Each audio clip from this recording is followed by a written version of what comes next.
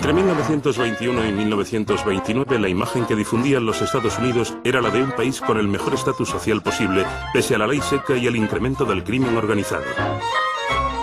El crecimiento industrial de la principal potencia económica nunca antes había sido tan fulgurante, desvergonzado incluso. Menudo contraste con la década anterior, marcada por la Primera Guerra Mundial. Las autoridades políticas y financieras transmitían el mismo mensaje de confianza, prosperidad duradera y bienestar. Hacia finales de la década, el auge económico se tornó en euforia generalizada. Los locos años 20 atestiguaron el inicio de las primeras elecciones de Miss América, las primeras ceremonias de los Oscar y los primeros musicales con el jazz como telón de fondo.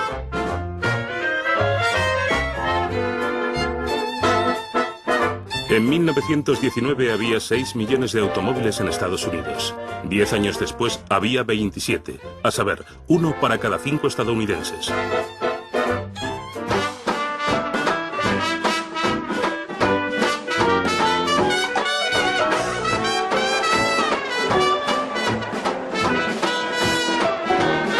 Estados Unidos descubrió su pasión por jugar a la bolsa. En 5 años los valores bursátiles se multiplicaron por 4 y el índice Dow Jones subió de 100 a casi 400. Dicho incremento parece incomprensiblemente meteórico dada la situación económica actual. Encandilados y fascinados por la promesa de dinero fácil en la bolsa de Nueva York o Wall Street, como se la conoce, los estadounidenses se vaciaron los bolsillos. Así, en 1929 se invirtieron en bolsa 2.000 millones de dólares. La gente, sobre todo los estadounidenses, siempre han tratado de enriquecerse rápido, con la salvedad de que en los años 20 parecían existir más medios que nunca para lograrlo, e invertir en bolsa era uno de ellos. Suponía una nueva forma de riqueza, pues comprabas una acción, digamos a $20, sin saber siquiera qué era la bolsa, y al día siguiente había subido a 23 y al otro a 27 sin mover un solo dedo. Caray, esto está chupado. A este paso, ganaré un montón de dinero sin pegar un palo al agua. John Raskob escribió: si una persona ahorrara $15 al mes y los invirtiera en acciones ordinarias, al cabo de 1 o 2 años, dado el rápido crecimiento de los valores bursátiles, tendría $80.000. La prensa financiera lo catalogó de visionario. Fue como la fiebre del oro de Wall Street. Millones de personas quisieron beneficiarse de la buena racha, quisieron comprar acciones, y por todo el país había oficinas con cintas perforadas que mostraban los resultados de Wall Street. Se establecen agencias de corredores en los pueblitos, las aldeas y las pequeñas urbes de Estados Unidos, conectadas mediante teletipo a la sede central de Wall Street, que animan a la gente de la calle a participar.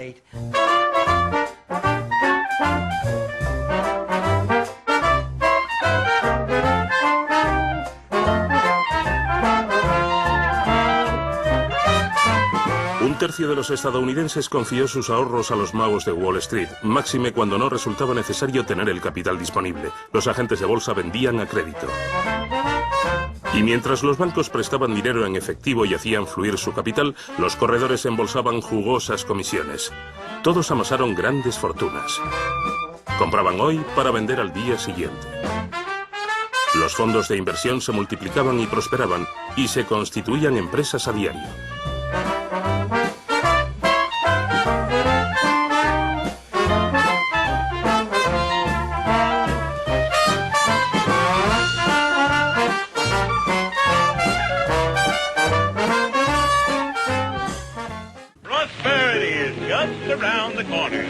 El nuevo presidente de Estados Unidos, Herbert Hoover, basó toda su campaña en un único eslogan: la prosperidad está a la vuelta de la esquina. Incluso lo transformaron en una canción. Él, al igual que los mejores economistas, consideraba que el auge del mercado bursátil quedaba perfectamente justificado por la estabilidad global de los precios, la prosperidad y las perspectivas favorables de la economía norteamericana. Has again confirmed the determination of the American people, and opportunity must be given for the expression of popular will, and we should keep it so.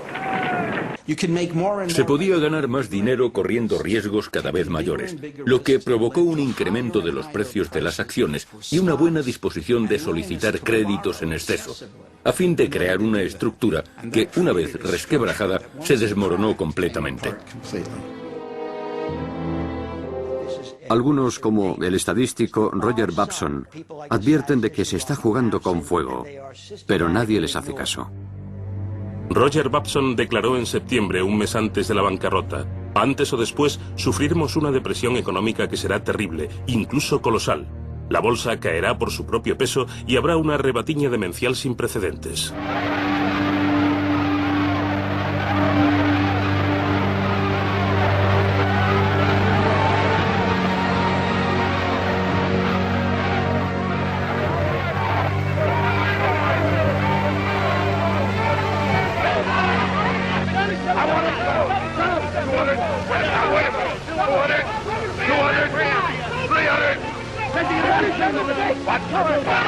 Finalmente, el jueves 24 de octubre, el Jueves Negro, se desató la locura colectiva. En cuestión de horas, accionistas aterrorizados se deshicieron de 13 millones de acciones sin saber siquiera a qué precio las habían vendido. Tras 3 años de intensa especulación, la bolsa de Nueva York quebró y nadie estaba en condiciones para decidir clausurarla, pues su presidente estaba de vacaciones en Hawái.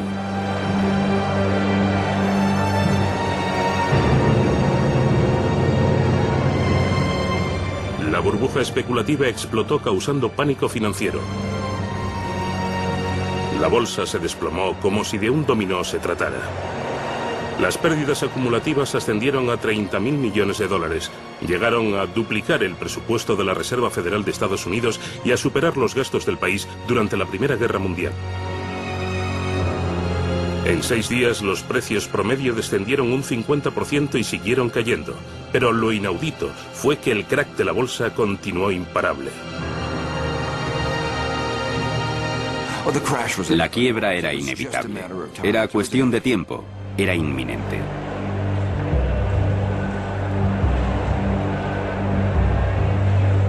La bolsa parece una estación ferroviaria al principio de las vacaciones, escribió el Wall Street Journal, un torrente de liquidación. Hombres y mujeres se daban empujones para intentar averiguar lo que ocurría. Tantas cifras y letras resultaban incomprensibles para los profanos en la materia, pero auguraban la ruina. En el parqué había miles de órdenes bursátiles deshechas, cual cartuchos vacíos de un campo de batalla, escribió el New York Times.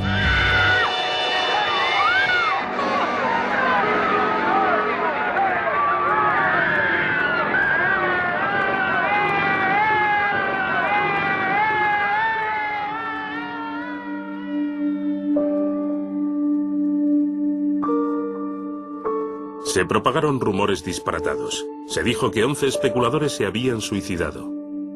Supuestamente el director del Ritz requería a sus clientes que pagaran la habitación por adelantado y les preguntaba si deseaban una habitación para pasar la noche o para arrojarse por la ventana. La primera noche, cuando cayeron los precios, los operadores salieron a la calle angustiados y cuando miraron al cielo vieron a un hombre en la azotea de un edificio. La multitud creía que iba a saltar y resultó ser un fontanero que estaba arreglando los canalones. No se lanzó, pero la gente esperaba que sí. Les gustaba ver suicidarse a los especuladores. Se habían forrado, de ahí que quisieran verlos suicidarse. El Jueves Negro, Herbert Hoover rehusó ir a Wall Street, eligiendo cenar con Marie Curie, que estaba visitando la Casa Blanca. Él le recordó que había sido ministro de Comercio antes de ser elegido presidente y que Norteamérica estaba segura de sí misma y gozaría de una prosperidad perpetua. En aquellos momentos, fuera de la desoladora bolsa de valores, empresarios arruinados procuraban vender sus coches lujosos por precios irrisorios. John D. Rockefeller va y compra acciones en público para mostrar que confía en que la economía y el mercado están saneados. John Rockefeller, el hombre más rico del mundo, vio desvanecerse el 80% de su fortuna. In the 93 years of my life, depressions have come and gone. Prosperity has always returned and will again.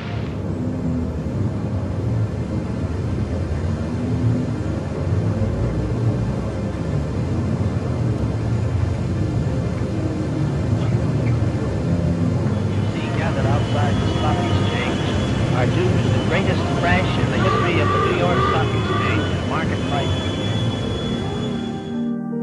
De hecho, Wall Street ya había iniciado su largo e interminable descenso hacia el infierno. y toda la actividad económica norteamericana siguió esta pendiente bajista hasta llegar a las profundidades del abismo. Se agrava considerablemente tras 1929. Cada vez quiebran más bancos. Cuando se tiene dinero en un banco y este quiebra, se pierde todo, lo que genera un pánico bancario, o en otras palabras, una crisis financiera. Los norteamericanos quedaron consternados por el desplome de lo que otrora había sido el bastión indestructible del capitalismo triunfal, los bancos. La gente está desesperada y el sistema bancario va a la bancarrota. Se forma una enorme ruptura de liquidez y no se dispone de crédito para reactivar los motores de la economía. Estamos ante una crisis creciente que comienza como una crisis bancaria, pero se convierte en una crisis económica global. En determinadas ciudades, el 60% de las familias no pagan sus préstamos hipotecarios. Los endeudados no pueden pagar. De repente, la gente no puede saldar sus deudas y entra en bancarrota, por lo que tiene que dejar de consumir. Las familias salieron perdiendo por dos frentes. El valor de los bienes inmuebles cayó en picado, al igual que el mercado de valores. Así pues, la caída de precios se agregó a la caída del comercio, desembocando en la insolvencia de los prestatarios. Cuando fracasaron los negocios, no podían devolver los préstamos, salvo solicitando más préstamos. Pero dicho proceso tenía los días contados. Veamos, ¿quiénes sufren más una crisis? Los pobres siempre han sido pobres. Esto no es nuevo para ellos, aunque sí más duro. Los ricos, si tienes 20 millones de dólares y pierdes 10 o 12, aún podrás apañártelas con los otros 8 restantes. Los de clase media, ellos son los más afectados. Así la economía continúa descendiendo y descendiendo y descendiendo, al margen de lo que Hoover tenga previsto hacer, que no es mucho, la verdad. El tipo de políticas que Hoover propugnó agravaron sustancialmente la Gran Depresión. Se negó a procurar al país el acicate que necesitaba. En realidad no supo comprender la gravedad de los problemas ni aplicar las políticas idóneas para solventarlos.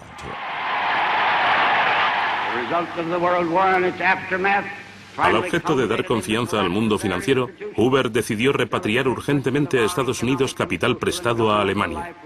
Fue una medida devastadora y un error monumental. A Alemania, recién salida de la guerra, le hizo muchísimo daño la retirada de capital estadounidense.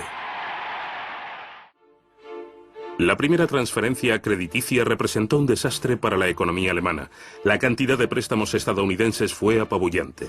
El Reichsbank tuvo que enviar 14.000 millones de marcos a Estados Unidos en oro y en divisas. Los inversores se arruinaron y los bancos saqueados fueron asediados.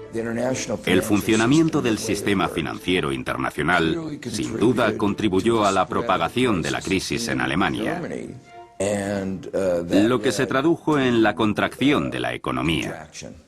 Este fue uno de los factores que contribuyó a la espiral descendente.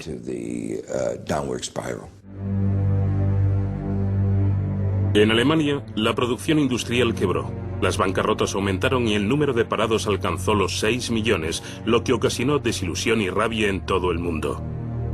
Se convocaron huelgas de hambre en varias ciudades y resurgieron los comedores de beneficencia.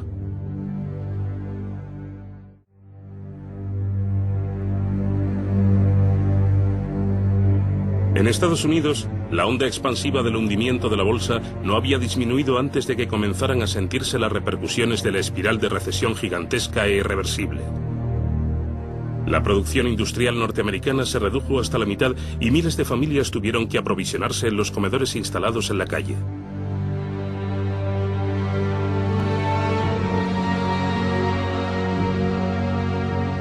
Los bastiones más sólidos de Estados Unidos se desmoronaron tras el crack de Wall Street, un hecho que contrastaba crudamente con el periodo reciente de crecimiento rápido. 1 de cada 5 trabajadores estaba en paro y la población parecía anestesiada. En Nueva York, donde cada mes 17.000 familias se quedaban en la calle, cientos de miles de parados, incluidos muchos oficinistas, luchaban por sobrevivir, soportando horas de frío con el fin de conseguir un cuenco de sopa y un trozo de pan.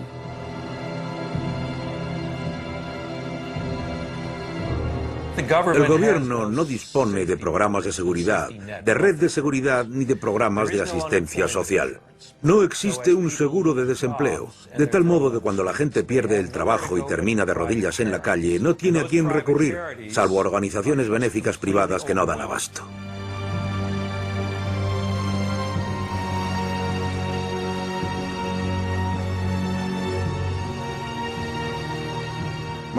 Mis primeros recuerdos de la depresión son cuando vi a mi madre hacer cola para conseguir comida. Avergonzada de ser pobre, de tener que pedir algo a alguien. Lo recuerdo como si fuera ayer, pues me dolió mucho verla en la cola, aguardando a su ración diaria. Conforme empeoró la depresión, nos mudamos de unos vecindarios malos a otros peores. Y ni que decir tiene que recuerdo a mi familia. Mi padre era camarero. Cuando nos invadió la depresión, hubo menos trabajo. Y por eso mi padre tuvo que hacer muchas otras cosas. Y esas vivencias forman parte de la escalofriante tragedia de la depresión, que literalmente está grabada en el rostro de la gente. Los hombres se levantan y se van en busca de trabajo aún sabiendo que no encontrarán nada. Total, que se pasan medio día sentados en el banco del parque sintiéndose inútiles. Creo que no había sitio alguno donde no se notaran los síntomas de la depresión. Por doquier se veían tiendas cerradas a cal y canto, fábricas que no funcionaban, gente tirada en la calle.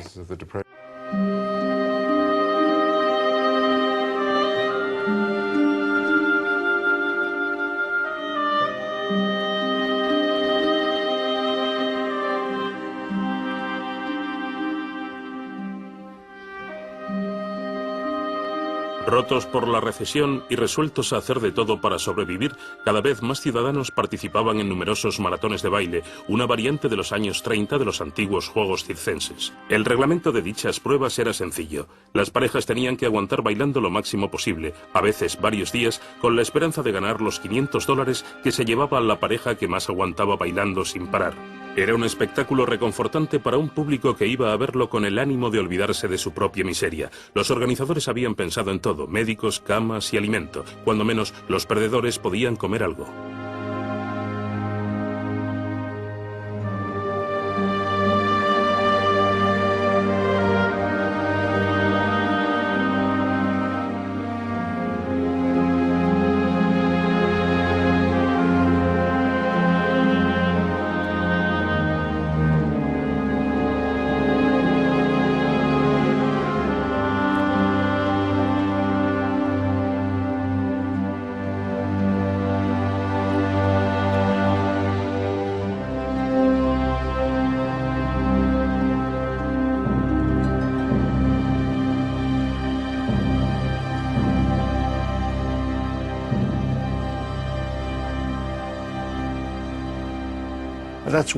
Esa es una de las cosas que recuerdo.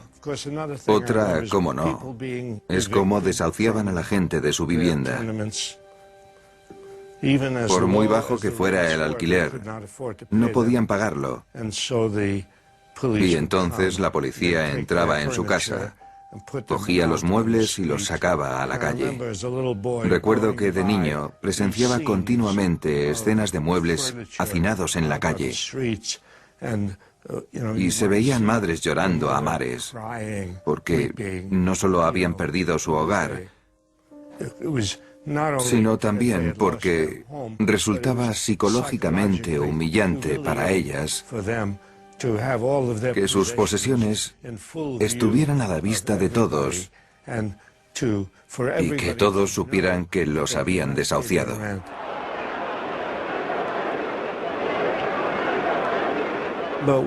En un par de ocasiones fui testigo de actos de rebelión con personas que metían los muebles en casa y que se atrevían a desafiar a la policía. Por todo Estados Unidos hay ciudades campamento de indigentes denominadas Hoover ciudades, en desdén socarrón por el daño que Hoover había infligido al país. En Central Park de Nueva York hubo un sinfín de Hoover ciudades que durante muchos años fueron la vergüenza de nuestra sociedad. Once I lived the life of a millionaire. Spending my money, Lord, I didn't care. I carried my friends out for a mighty good time, buying bootleg liquor, champagne and wine. Then I begun to fall so low. Didn't have no money and no place to go. If I get my hands on a dollar again, I'm gonna hold on to it till the eagle grins, because nobody knows you when you're down and down. In your pockets, not one penny, and your friends you have not any. But when you get on your feet again,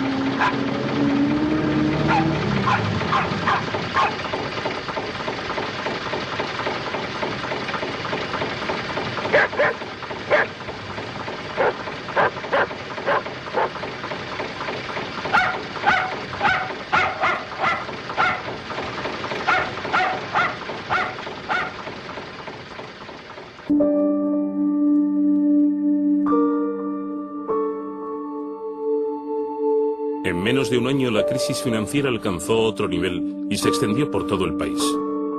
En el campo la situación era alarmante, peor que en la ciudad. El valor del trigo descendió un 50%. La caída espectacular de los precios agrícolas socavó a los granjeros y no pudieron vender sus productos. Había millones de toneladas de comida, pero nadie podía comprarla. A los granjeros que no pudieron liquidar sus deudas se les despojó de sus propiedades y se pusieron a vagar por los caminos.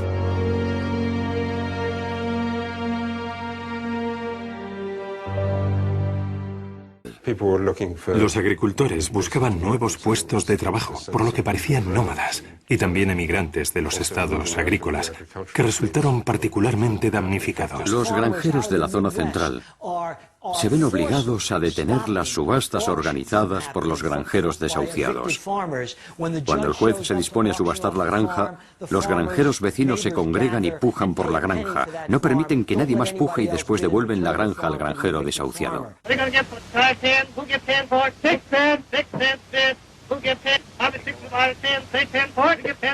Take it out. We can't use that stuff. We got to go back to the mule. I got a dime for 15 I got. 20.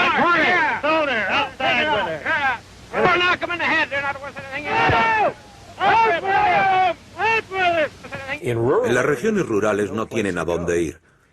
Pero la auténtica tragedia de todo esto, la ironía acerba, es que los granjeros destruyen sus cosechas porque, literalmente, no pueden llevarlas al mercado por los precios que piden, y por eso la gente se queda sin comer y se muere de frío al no tener ropa, cuando los almacenes están repletos de ella. Hay hogares y pisos vacíos, mientras la gente tiene que dormir en la calle, en el metro y sitios por el estilo. Esa ironía es lo realmente crispante de la depresión. Se trata de un sistema económico que estalló entre 1929 y 1932. Y cuando hay una explosión de esta envergadura, cuesta mucho recomponer las piezas y seguir como si nada hubiera ocurrido. En 1931 la industria siderúrgica funciona al 10% de su capacidad. El desempleo pronto afectará al 25% de la población activa. El país estaba inquieto, estaba revuelto. Cada 2 por 3 había huelgas, piquetes y manifestaciones. El Partido Comunista lideraba una lucha por los derechos de los trabajadores. En aquel entonces la pobreza estaba a la orden del día y muchos afirmaban, sí, esta es la única organización que hace algo contra la depresión económica. El movimiento obrero de los años 30 es inconcebible sin contar con el apoyo crucial del cuadro militar de los partidos comunista y socialista. Esto ocasiona un ciclo de represión. Se desata la violencia, hay manifestaciones, asesinatos, pero no estalla ninguna revuelta, aunque sí se originan escenas impactantes y rebeliones esporádicas. En Dearborn, donde Ford había despedido al 75% de la plantilla, hubo disturbios durante los cuales la policía disparó a los manifestantes.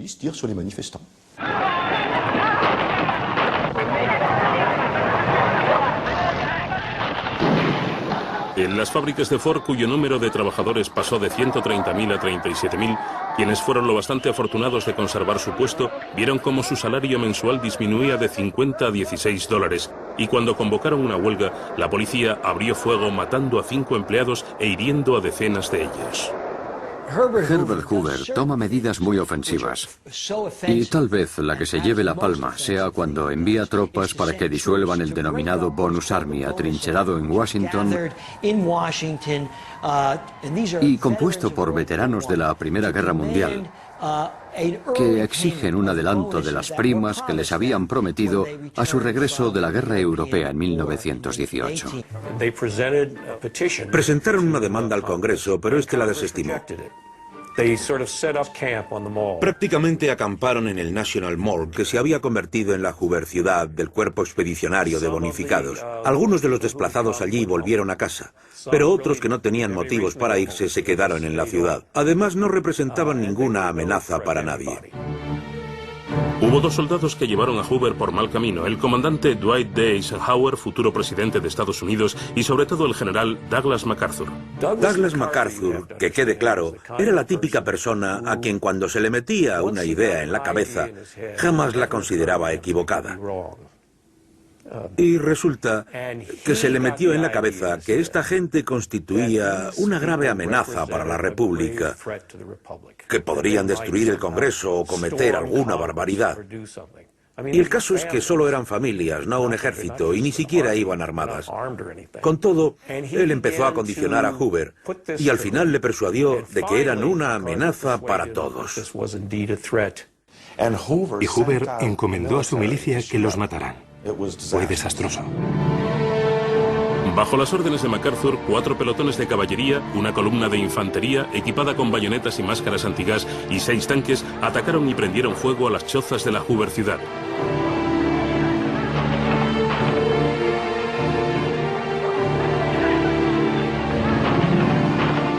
Acribillaron a 2 personas y una tercera, un bebé de 2 meses, murió asfixiado por el gas lacrimógeno. Hubo otro niño con mayor fortuna que cuando trataba de volver a la choza para coger su osito de peluche, un soldado lo detuvo clavándole la bayoneta en las piernas. Resulta irónico que los héroes militares de la Segunda Guerra Mundial, MacArthur y Eisenhower, atacaran a los veteranos de la Primera Guerra Mundial y disgregaran al Bonus Army. Prosperity is just around the corner. What we'd like to know is which corner. We've turned so many corners now we're dizzy. But still I'm positive we'll soon be busy. El gobernador de Nueva York, recordemos, era Franklin Roosevelt, y Roosevelt procuró instaurar una serie de programas de bienestar social a fin de aliviar el sufrimiento tan patente en grandes ciudades como Nueva York. Roosevelt, que había contraído la polio en 1921, arrastró un problema sin precedentes históricos. Aun inválido, se presentó a las próximas elecciones presidenciales contra Hoover.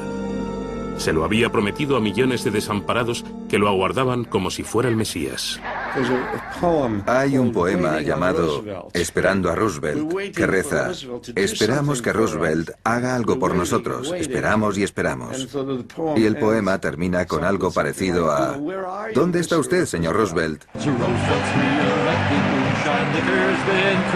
El 2 de julio de 1932, el Congreso del Partido Demócrata eligió a Franklin Roosevelt como candidato para las elecciones presidenciales, donde pronunció por primera vez las palabras New Deal, la nueva política económica. I pledge myself to a new deal for the American people.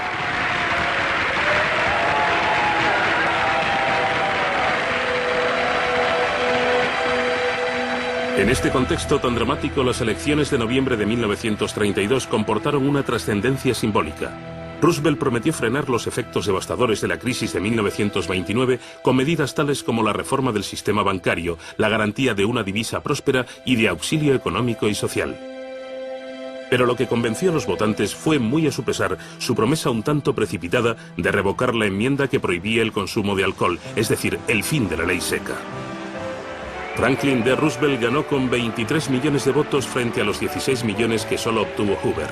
Dicha victoria aplastante llevó a los demócratas al poder durante los subsiguientes 20 años. Franklin D. Roosevelt, President of the United States.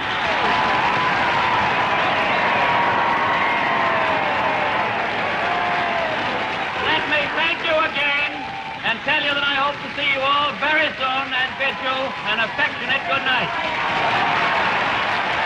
En noviembre de 1932, Estados Unidos acababa de elegir a Roosevelt. Entretanto, Alemania estaba en una encrucijada en cuanto a su destino. La crisis económica hizo que muchos alemanes preocupados y desesperados se volcaran en los brazos de Hitler. El capital repatriado a Estados Unidos le atribuyó un éxito inmediato.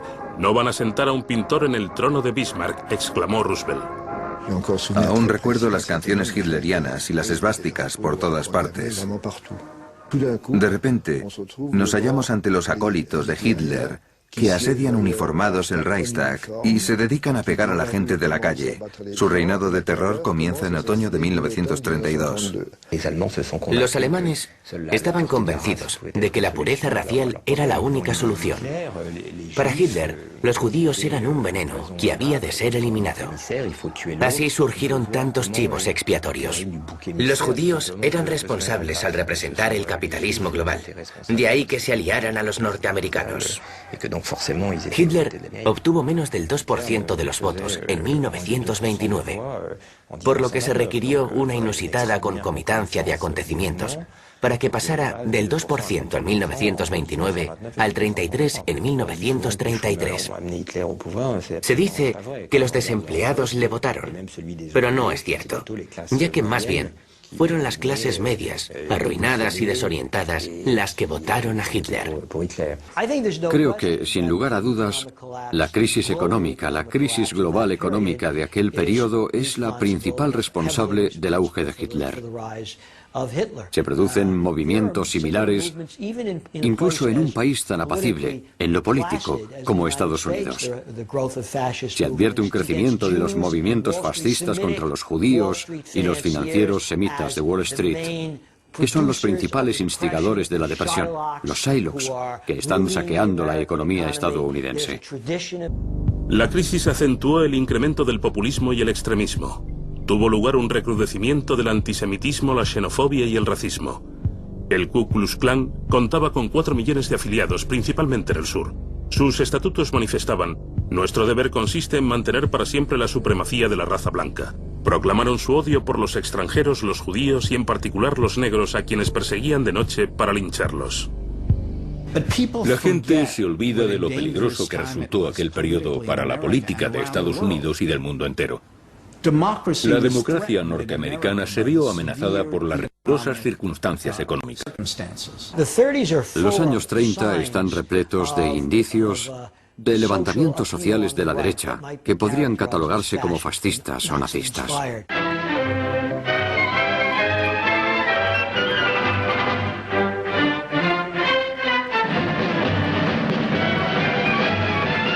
Esta procesión de manifestantes nazis no tuvo lugar en Alemania, sino en el Central Park de Nueva York. 20.000 personas, incluidos 8.000 soldados uniformados de tropas de asalto y miles de adolescentes norteamericanos provenientes de campamentos juveniles organizados según el modelo de los campamentos juveniles de Hitler, se dirigieron al Madison Square Garden para proclamar los derechos de los cristianos blancos, de los auténticos patriotas. Durante el acto, el tumulto abucheó al presidente Franklin D. Roosevelt e hizo el saludo nazi gritando «Heil Hitler».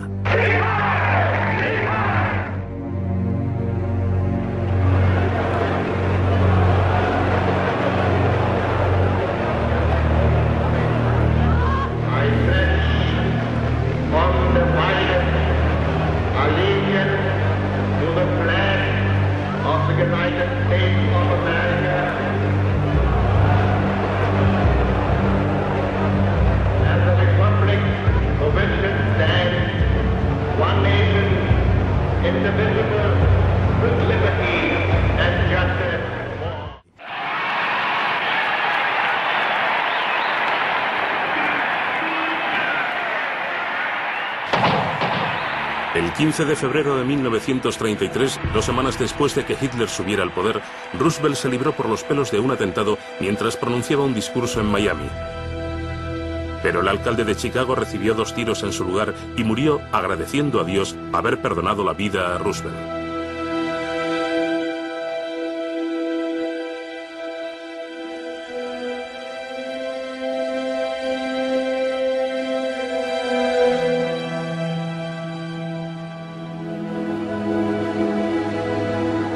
Roosevelt, que no asistió al funeral, retornó a Washington, donde multiplicó por 20 su escolta y dejó de viajar en coches descapotables. Sabía que tenía muchos enemigos y que el orbe empresarial, el Tribunal Supremo y el Congreso lo consideraban un rojo.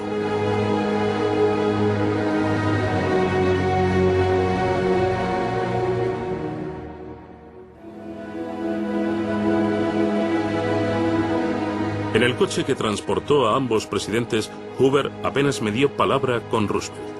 Sabía que el nuevo presidente no le perdonaría la vida en su discurso inaugural y no lo lamentaría. Solo un necio puede negar la sombría realidad del presente. Quienes han gobernado han fracasado, puesto que únicamente conocían las leyes de las ganancias.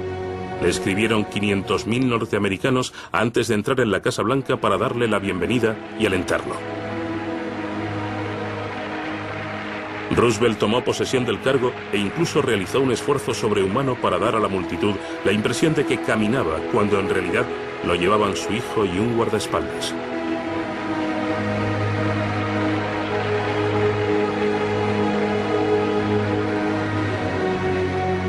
So first of all, let me assert my firm belief that the only thing we have to fear is fear itself.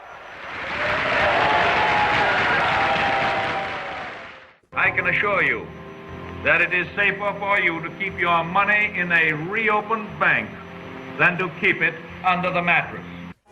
Lo que Roosevelt posee, que le falta a Hoover, es una actitud abierta. Él experimenta, desea oír voces disidentes, incluso voces con las que no esté conforme. Además, reconoce que la crisis es grave y hay que probar algo. Y si ese algo no funciona, hay que seguir intentándolo y no quedarse de brazos cruzados. Roosevelt creó los cimientos para un nuevo mundo, pero al mismo tiempo no tenía un proyecto concertado. Era cosa de ir tanteando el terreno. La gente no tenía nada que la sustentara durante aquellos tiempos misérrimos, ni siquiera los medios para conseguirlo. Franklin Roosevelt admitió que dicha crisis de consumo mínimo era mortífera, potencialmente fatídica. Para superar la recesión, se contrató a los desempleados para que cavaran hoyos, que posteriormente rellenarían. Daba igual que fuera útil. Lo que importaba era restaurar su capacidad de empezar a consumir para evitar que cayeran rodando por la pendiente de la recesión. Roosevelt sacó partido a cierta mitología de Estados Unidos. A la gente sana le dieron palas para construir caminos. El talento de Roosevelt residió en idear eslóganes y en iniciativas políticas. El hombre medio se convirtió en el núcleo de su coalición, a diferencia de la de Hoover, que representó al mundo empresarial. Después de los bancos, Roosevelt decidió limpiar Wall Street, como había prometido al anunciar su New Deal. ¿Qué duda cabe de que hubo un New Deal, una nueva política tangible? Existían nuevas normativas para detener los chanchullos financieros que habían causado la crisis. Para gestionar la Comisión Nacional del Mercado de Valores, Roosevelt eligió a Joseph Kennedy, padre del futuro presidente de Estados Unidos. Roosevelt quiso nombrarlo secretario del Tesoro, el ministro de Hacienda, pero el Congreso se negó taxativamente porque Kennedy había sido acusado por una comisión del Senado de especulación y desfalco bursátil, pero sobre todo por su papel en el crack de la bolsa de 1929. Roosevelt sabía que Kennedy era uno de los más inteligentes, taimados e inescrupulosos, pero a fin de cuentas se codea con banqueros y abogados. Están poniendo al zorro al cuidado del gallinero, declaraban sus detractores. Sin embargo, el presidente tenía motivos para hacerlo, pues como él dijo, el señor Kennedy se conoce todos los trucos. La ingenuidad y la falta de tacto de Roosevelt en ocasiones fueron sorprendentes. Ante un grupo de jóvenes obreros que se habían alistado para poder alimentarse, declaró: I wish that I could take a couple of months off from the White House and come down here and live with them, because I know I'd get full of health the way they have. The only difference is that they've put on an average of about 12 pounds apiece since they got here, and I'm trying to take off 12 pounds. A Roosevelt se le daba bien calmar a la gente, convencer a la gente de que el gobierno se preocupaba por ellos y podía mitigar su sufrimiento.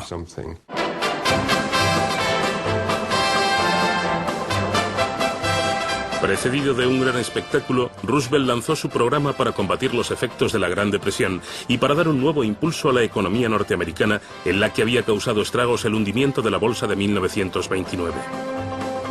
Se invirtieron $5.000 millones para erradicar el desempleo. Más de 3 millones de norteamericanos tenían trabajo, incrementándose a 8 millones 2 años después. Roosevelt aprobó 15 leyes capitales. Estableció un sistema de bienestar social, pensiones y subsidios de desempleo. Ilegalizó la explotación laboral infantil y la discriminación contra los negros y las mujeres e introdujo un salario mínimo. Lo que caracteriza el New Deal de mediados de los años 30 es toda una serie de programas de obras públicas. Nadie había hecho antes algo semejante. Creo que la gente se imaginaba que los proyectos de obras públicas eran una gran ayuda y una parte relevante del New Deal, relevante desde el punto de vista psicológico. El New Deal cambió Estados Unidos. Construimos innumerables carreteras, puentes, presas, escuelas. Las carreteras y puentes de Nueva York, donde nos encontramos ahora, se construyeron con dinero de la nueva política de Roosevelt, que cambió Norteamérica de arriba a abajo. Eso no habría ocurrido y allanó el terreno para la expansión económica posterior a la Segunda Guerra Mundial. El dinero del gobierno se había empleado para construir autopistas, escuelas, hospitales y para investigar. Pasamos a un estado de bienestar que no conocíamos hasta entonces y procuran abordar simultáneamente la industria, la construcción, el bienestar, la situación social, la seguridad social, todo al mismo tiempo.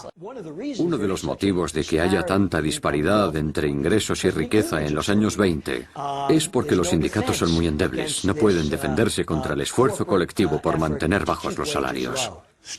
Declararse en huelga sigue siendo ilegal en Estados Unidos, de manera que entonces un sindicato laboral no existía a efectos legales.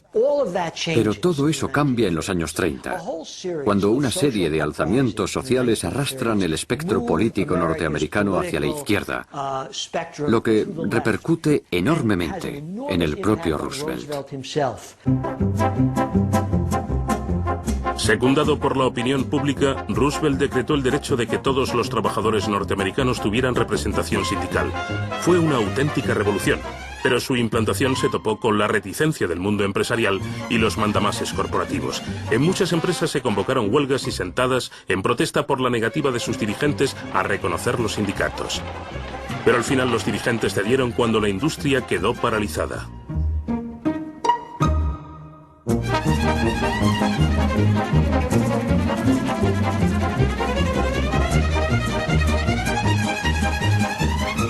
El movimiento obrero explota y sindica a millones de trabajadores industriales norteamericanos que no estaban sindicados en la zona central de la industria estadounidense. Y eso es lo que condujo a la oleada de huelgas y puso a Roosevelt entre la espada y la pared.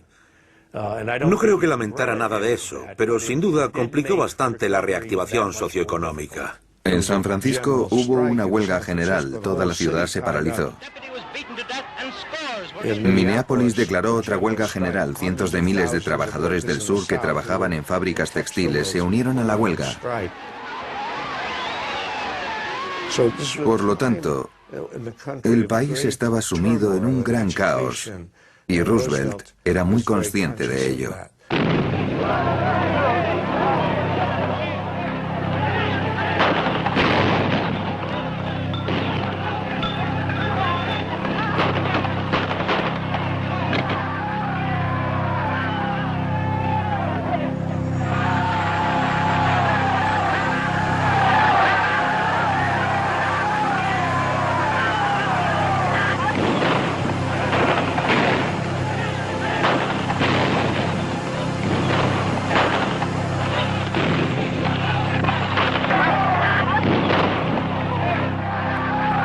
El gobierno del New Deal respaldó a los jefes aun cuando estos habían desacatado las nuevas leyes.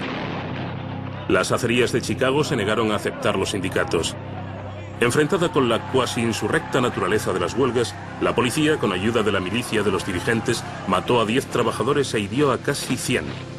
Roosevelt, que no condenó la masacre, mandó a la Guardia Nacional. A los líderes políticos del país, tanto del Partido Republicano como del Demócrata, les entró pánico al ver la agitación del país, al ver que un tercio de la población activa estaba en paro y al ver que las huelgas y los disturbios no habían cesado. Las corporaciones acaudaladas se opusieron a Roosevelt, ya que les preocupaba si el sistema capitalista sería capaz de sobrevivir. Las comunidades empresarial y financiera se vuelven de lo más hostiles. Denuncian a Roosevelt empleando los calificativos más abyectos posibles: tullido, judío, comunista, homosexual. No hay apelativo que no le regalen. Están furiosos por cómo ha abandonado a la clase que en el fondo lo ha amamantado. Lo consideran un traidor. Y Roosevelt les pregunta, desconcertado hasta cierto punto, pero ¿por qué me odiáis tanto si lo que intento hacer es salvar el capitalismo? A few timid people who fear progress will try to give you new and strange names for what we are doing. Sometimes they will call it fascism, and sometimes communism, and sometimes regimentation, and sometimes socialism. But in so doing, they are trying to make very complex and theoretical something that is really very simple and very practical. El único sector que no mejoró fue el agrícola. Para contribuir a la supervivencia de los agricultores, Roosevelt les mandó reducir su producción con el fin de impulsar los precios agrícolas a cambio de remuneración. Así y todo, esta política fue refutada por varios economistas que consideraban que el gobierno estaba llevando a cabo una destrucción injustificable de la riqueza que era contraria a la moralidad más elemental.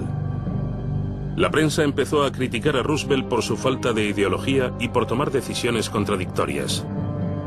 Roosevelt es un camaleón con cuadros escoceses, escribió el New York Times. Los agricultores estaban enfadados por la caída de los precios agrícolas, así que exigieron programas gubernamentales que les remuneraran por sacrificar su ganado y quemar sus cultivos al objeto de incrementar los precios, bajo el mandato de Roosevelt, lo que es de locos, debido a que la gente estaba muriéndose de hambre.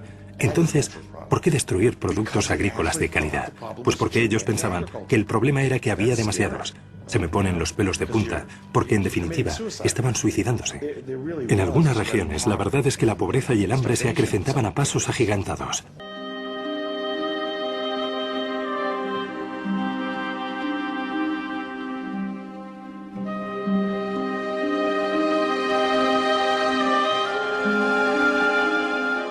Literalmente, la depresión se veía grabada en los rostros de la gente, y el tormento que padecían quedó reflejado en las magníficas fotografías de artistas como Walker Evans y otros. Fue como un cáncer que iba devorando el espíritu del pueblo estadounidense.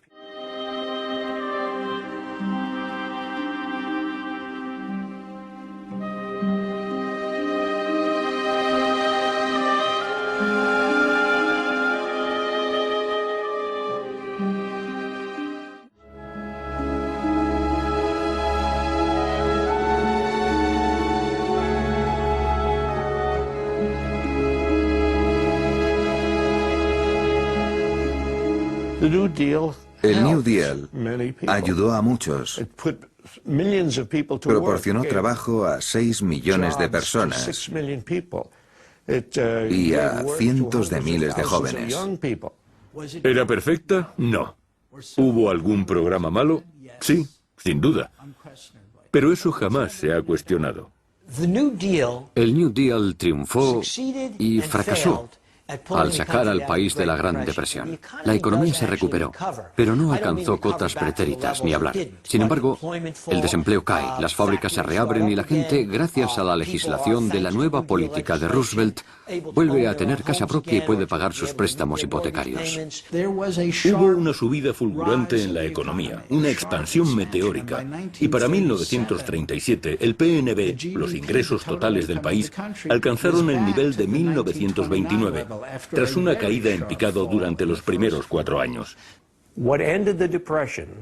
Lo que erradicó la depresión es deprimente en sí mismo, pero lo que acabó con ella fue el raudo aumento de gasto militar a causa de la amenaza incipiente de guerra en Europa. En cuanto se produce un desarrollo militar, de súbito hay más trabajos que trabajadores. Pasamos del desempleo masivo y la infrautilización masiva en la economía al empleo a destajo de la noche a la mañana. De repente, Estados Unidos decidió que las fábricas de Ford construyeran tanques y jeeps, no coches. De manera que el esfuerzo por la guerra fue un esfuerzo por la producción, pero repercutió positivamente en el índice de desempleo.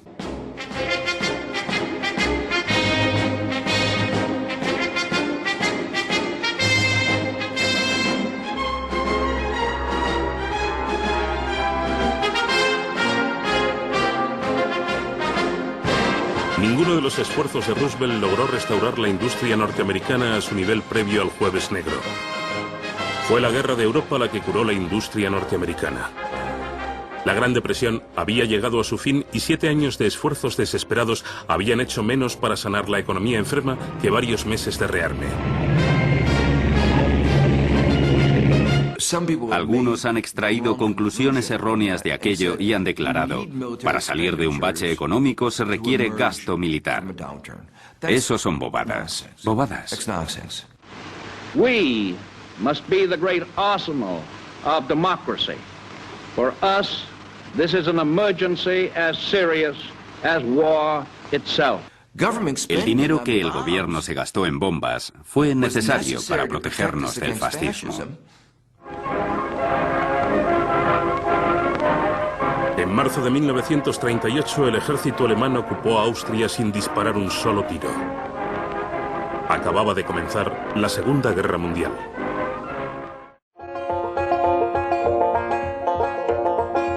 2 million bushels of North African grain, resold to Germany for Swiss francs, paid for by a consortium of banks with a deal in futures that the stock exchange unloads for coffee from Brazilian uplands, destined for Paris before the whole deal sinks. The checks, written in indelible inks, outer race Atlantics, winter hurricanes, our benefactors, 3 trusts they compete for honor, glory, power, and of course, profits where all happiness is contained. Hemos aprendido algo de la Gran Depresión, pero si hemos aprendido lo suficiente, eso ya es otra cuestión. Resulta impresionante lo rápido que olvidamos todas esas lecciones cuando los tiempos cambian y, en particular, cuando obtenemos ganancias por olvidarnos de ellas. Teníamos los conocimientos para prevenir una depresión, pero no los utilizamos. Y al igual que los eruditos de los años 20, los expertos actuales metieron la pata. Jamás tendremos otra crisis económica, jamás tendremos otra depresión. Y naturalmente se equivocaron.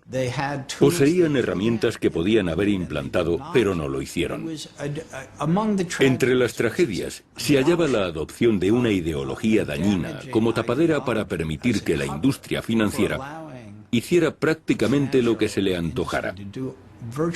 Y esto fue motivado por hombres y mujeres que encontraron un modo de enriquecerse y que afirmaron que estaban haciendo bien a la nación. La riqueza del 1% más rico del país se ha incrementado enormemente y la grieta que separa a ricos y pobres ha crecido muchísimo. Y eso es exactamente lo que sucedió en los años 30. Necesitamos un New Deal, una nueva política económica. La antigua solo funcionó en aquella época. Supuso una reacción a la Gran Depresión. Pero el mundo ha cambiado notablemente en 75 años. Ahora somos mucho más ricos que antes, pero no hemos compartido los frutos de dicha riqueza por igual. El grado de codicia aumentó. Lo aceptamos. Y la codicia se convirtió en una parte fundamental de la reacción exagerada de la economía, de la especulación financiera que ha originado este desastre. Dejamos que los bancos explotaran a los norteamericanos más pobres. Y millones de ellos se están quedando sin hogar y sin ahorros vitalicios. Fueron explotados y hubo préstamos abusivos. Sabíamos lo que estaba pasando. Es un sistema injusto, puesto que los pobres no tienen a nadie que los defienda. Vivimos en un mundo con una cantidad enorme de recursos. Y aún así, es un mundo en el que 1.000 millones de personas viven con menos de $1 al día. Y el 40% del mundo probablemente viva con menos de $2 al día. Sigo pensando que podremos reformar, por ejemplo, las instituciones económicas internacionales.